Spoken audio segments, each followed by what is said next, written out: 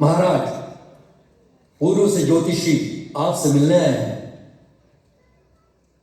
पूर्व के ज्योतिषी?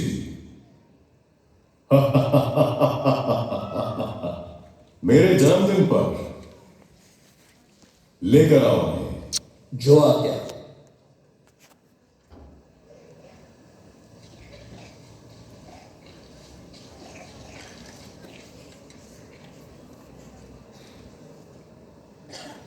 ओ आदरणीय ज्योतिषियों, यहां कैसे आना हुआ?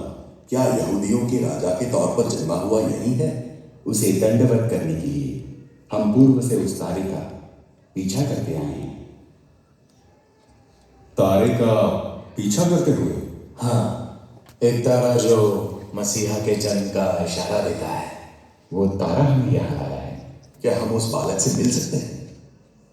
बालक? शास्त्री, इसका क्या अर्थ है? क्या ऐसी कोई बात दर्ज है? हे बेथलेहम,